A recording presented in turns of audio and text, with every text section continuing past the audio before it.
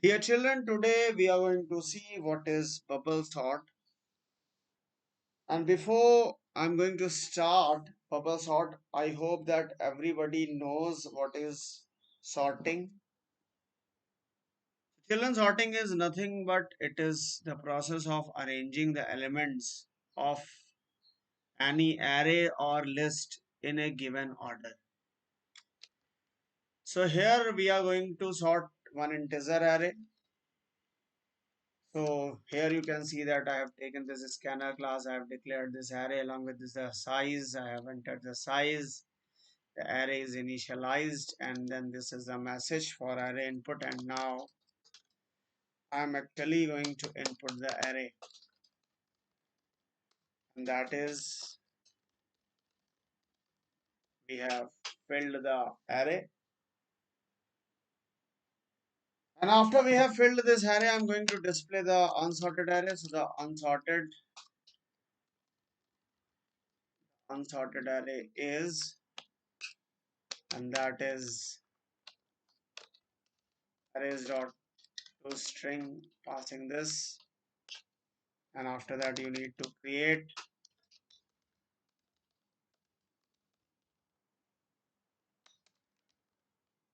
the object of the class, and after you have created this object you need to call this function, and after we have called this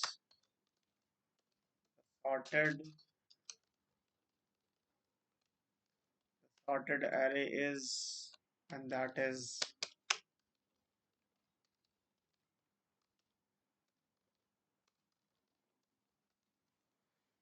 now here you see the name of the function I have used, but the function I have not declared. So here we need to declare. Till now the function body is empty. Suppose the size is 5, and here like this we can input the 5 elements. Suppose these are the array elements we have entered. You see that the unsorted and sorted array message has come on the screen, but till now the array is unsorted. Now here one thing you must know, that if there are 6 elements in the array, the total number of phases will be 5. Here if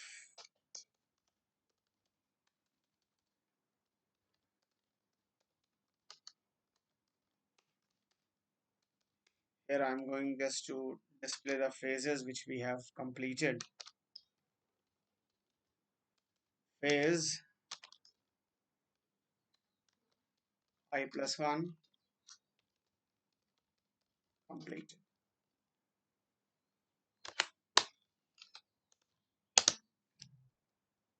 Here the size is 5 and the elements are 21, 23, 5, 1 and 25. You can see that there are 5 phases, 5 elements, 5 phases, but after 4th phase only the array will be sorted. So here in every phase something will happen, but what is bubble sort? In bubble sort the adjacent elements are compared, and if they are not in order then they are swapped. And in any sorting method, if we talk about the linear array, minimum 2 loops are needed, and here in bubble sorting also 2 loops are needed, and we are going to compare adjacent elements, and I'm just sorting this array in ascending order. That's why I'm comparing if a of j is more than a of j plus 1.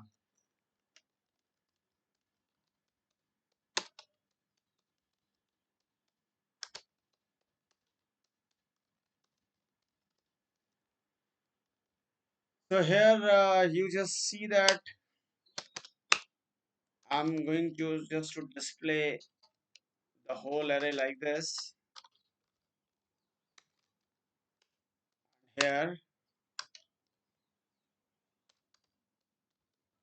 phase I plus 1,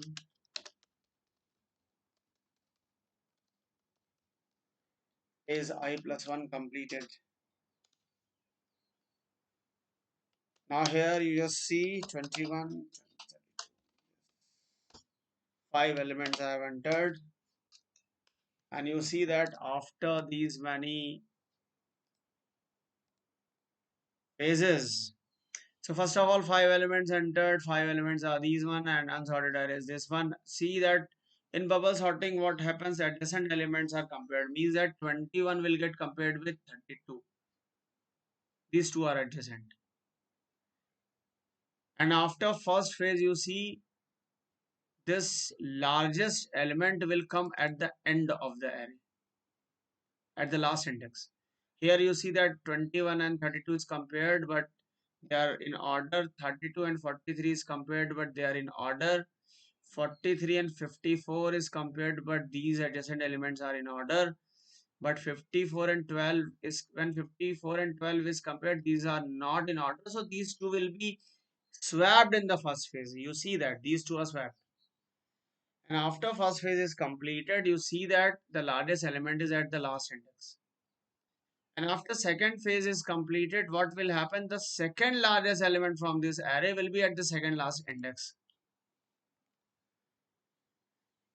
After third phase, you see the third largest element is at third last index. In a similar way, 20 and 12 will get compared, and you see that 12 and 21 are swapped. This is the fourth last. And finally, the after fifth phase only is after this fourth phase only the array is sorted. One more thing I would like to tell you, that I have written here a dot length minus I minus 1. And what is that? Suppose here the size of the array is 5. A dot length will return 5. And here also a dot length will return 5. In the first phase, when the value of I was 0, so 5 minus 0 minus 1 will happen, so which is 4. So it means in the first phase the loop will go up to less than 4, which is 0 to 3. And since the size of the array is 5, then the last index is 4. And if the loop j is going from 0 to 3, it means the maximum value of j will be 3 in this case. So whenever a of j is 3, then a of j plus 1 is 4, means that in the first phase we are covering all the index values of this array. It means in the first phase every index number is covered. But in the second phase, what happens when it is 5 minus 1 minus 1, and here which is 3 now, so it means the loop will go from 0 to 2. So if the maximum value of j is 2, then it will be only 3. So in the second phase, it is clear that we are not touching index number 4 here. Why we are not touching? Because that is already largest element. In the first phase, we have got the largest element at the end.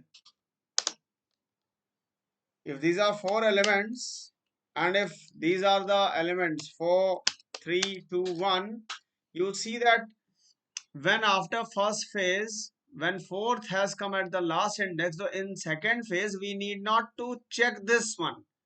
What we will do in this case, the loop will be from 0 index to 1, and when the maximum value of j is 1, then it is 1 and it is j plus 1. So these two will be compared in the second phase, maximum these two, up to here only, up to this one index number. So in the second phase, the second largest will come at the second index. In the third phase, the third largest will come at the third last index. Like that, the process will be repeated till the whole array is not sorted.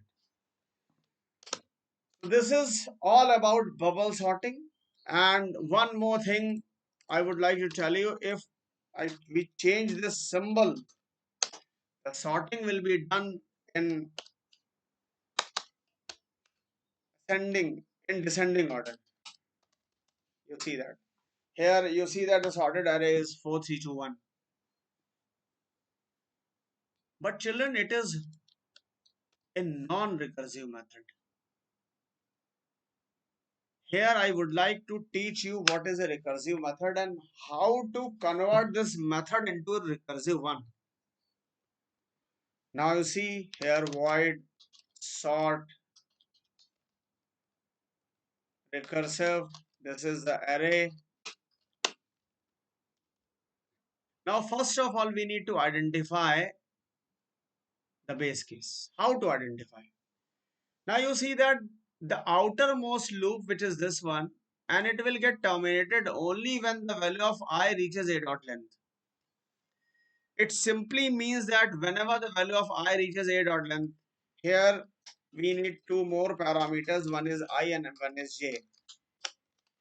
And this I here is representing this loop and this j here is representing this inner loop. So here we have to identify the base case. So how to identify? Here when the value of I reaches a dot length means at a dot length I will get terminated. So here we should write if I reaches a dot length, immediately return statement will happen and this loop has got terminated. Now the second condition is else if j reaches what? If you see this loop, above loop this one, if you see this one, here the base case, and another condition will be a dot length minus I minus 1. So whenever this j loop reaches a dot length minus I minus 1, this j will terminate. But the question is when j terminates, then what will happen? When j terminates, I gets incremented by 1 and again next time j will start if I loop is still running. So here we have to make it recursive. So if not, then here we need to pass this. We need to increment the value of I by 1 and we need to start j by from 0 again. So here I plus 1. So here I plus 1, it is the second parameter and it is I. So I equals to I plus 1. And here j equals to 0. This will happen. And if both the loops are okay, then we have to swap. If both the loops are okay, then we have to swap. And how to swap? Here just compare these two. Which one? A of j is more than a of j plus 1. And if a of j is more than a of j plus 1, then int t will be a of j and a of j will be a of j plus 1 and a of j plus 1 will be t. So this is what we have done the swapping part, and now here we need to mention insert one more statement here, which is sort the array, and this time I will not change but j will change. This is a situation when j loop is going on, and since the function, this function prototype is having void as a return type, so here no, this function will be invoked like this only without any return statement. So here if we call this function sort recur, here it is totally a recursive method. See how it is working. Sorry, here one more thing. It is not sort, it is recur. Is And one more thing, it is sort recur, but we need to pass two more parameters here. Initial value of I0 and initial value of j is also. The size is 4 and here the elements are 12, 121, 1, 231 and 723. You see that the unsorted array is 121, 1, 231 and 23. And here the sorted is 123, 121 and